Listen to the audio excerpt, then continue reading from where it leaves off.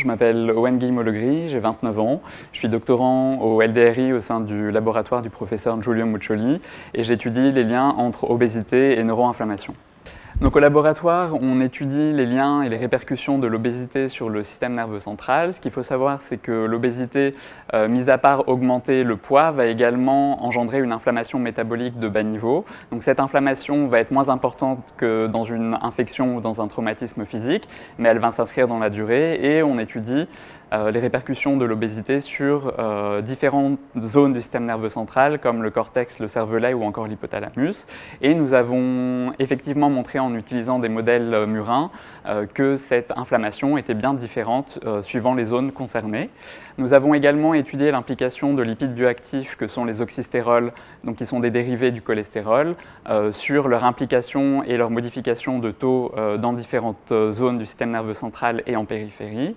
Et enfin, la dernière partie de ma thèse est relative au lien entre douleur et obésité. Et nous avons des données préliminaires très intéressantes qui montrent qu'une souris obèse ne va pas percevoir la douleur de la même manière qu'une souris svelte.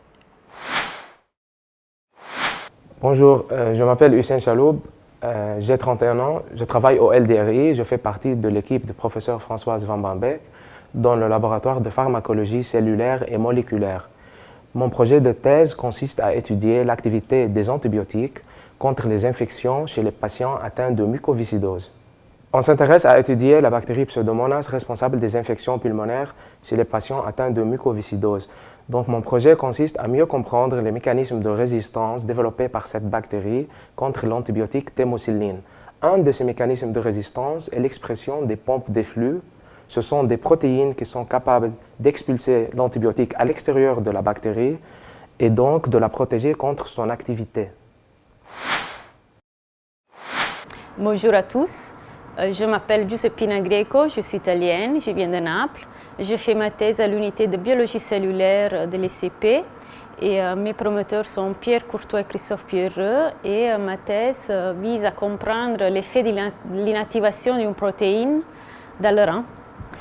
Mon projet vise à comprendre le rôle de l'inactivation de VPS34 dans l'endocitose cellulaire et dans la polarisation cellulaire des cellules de rein.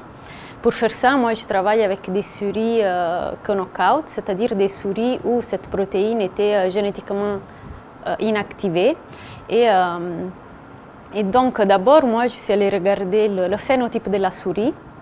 Et ensuite, je suis passée à regarder les effets de cette innovation au niveau cellulaire et à chercher de comprendre s'ils sont des effets primaires dus à l'effective inhibition de cette protéine dans mon tissu, dans mes cellules, ou s'ils sont des effets secondaires.